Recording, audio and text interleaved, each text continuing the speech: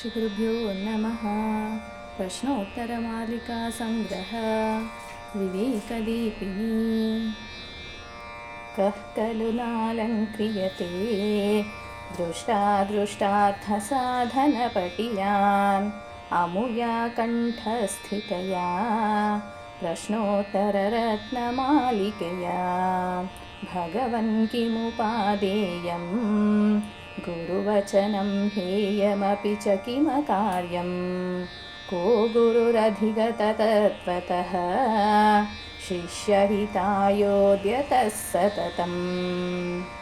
कः पथ्यतरो धर्मः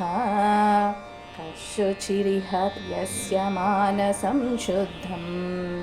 कः पण्डितो विवेकी किं विषमवधीरणा गुरुषु किं मनुजेषु इष्टतमं स्वपरहिताय उद्यतं जन्म के च सद्यवो विषयाः को वैर्यस्त्वनुद्योगः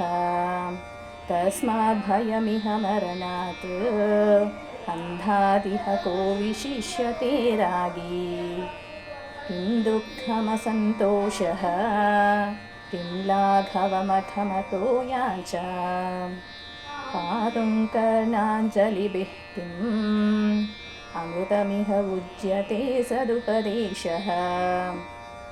किं गुरुतायामूलं यदेतदप्रार्थनं नाम किं जीवितमनवद्यं किं जाढ्यं पाठतोऽप्यनभ्यासः को जागर्ति विवेकी का निद्रा मूढता जन्तोः नलिनीदलगतजलवत्तरलं किं यौवनन्धनं चायुः को नर्थफलो मानः का सुखदा साधुजनमैत्री को नरकः परवशतः किं सौख्यं सर्वसङ्गविरतिर्य किं सत्यं भूतहितं प्रियं च किं प्राणिनामसवः किं मरणं मूर्खत्वं किं चानर्घं यदवसरे दत्तम् आमरणात् किं शल्यं तच्छन्नं यत्कृतं पापम् कुत्र विधेयो यत्नो विद्याभ्यासे सदौषधे दाने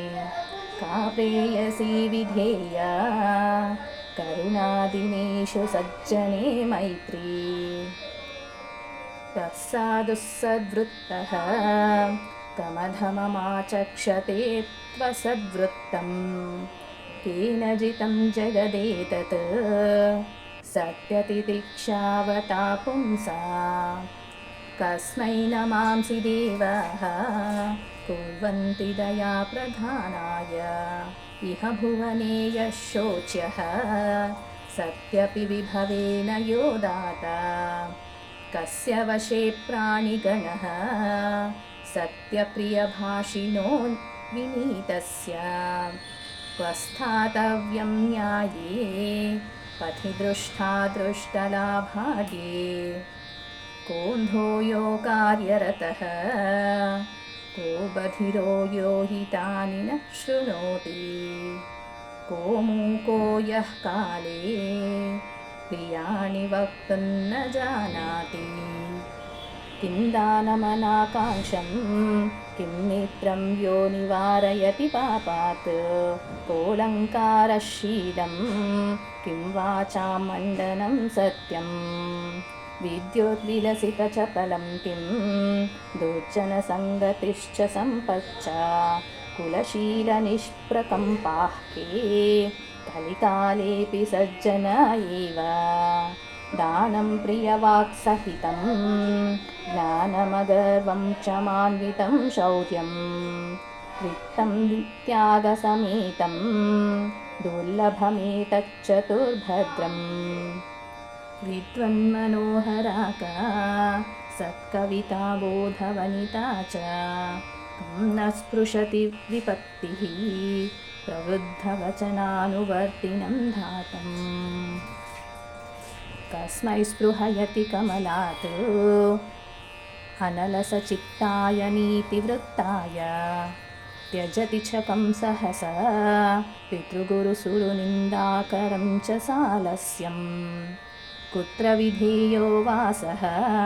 सज्जननिकटेऽथवा काश्यां कः परिहार्यो देशः पिशुनयुतो लुब्धभूपश्च को हि न वाच्यः सुधीय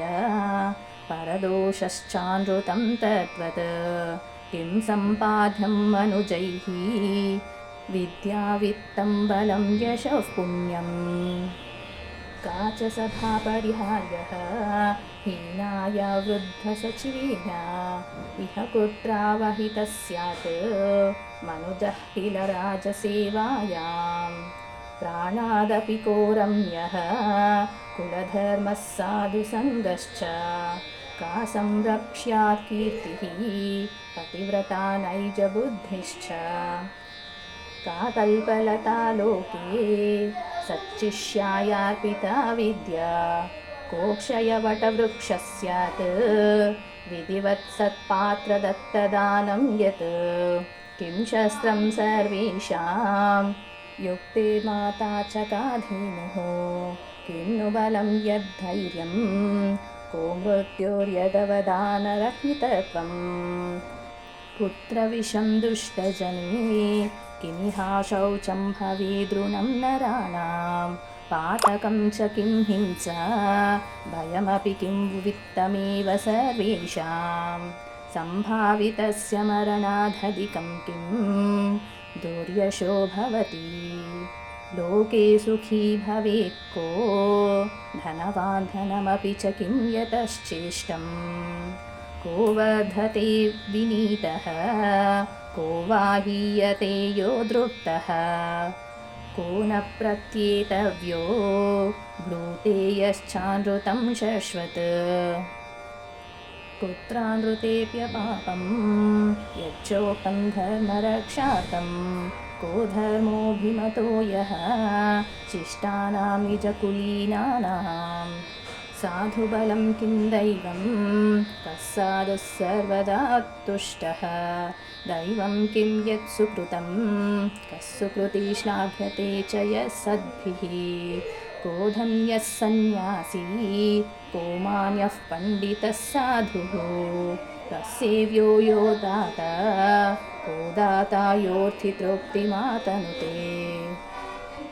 किं दुष्करं नराणां यन्मनसो निग्रहः सततं कः शूरो यो भीतत्राता च कः स गुरुः कस्य नाशोको यस्यात् अक्रोधः किं सुखं तुष्टिः को राजा रञ्जनकृत् कश्च श्वानी च सेवको यस्यात् प्रत्यक्षदेवता का माता पूज्यो गुरुश्च कस्तातः को परिहार्यो मृत्युः पुत्रपदं यसेश्च दुष्पूते कश्च कुलक्षयहेतुः सम्पातः सज्जनेषु योकारी केषाममोघवचनं यो च पुनः सत्यमौनशमशीलाः इत्येषा कण्ठस्था प्रश्नोत्तरमालिका येषां ते मुक्ताभरणा इव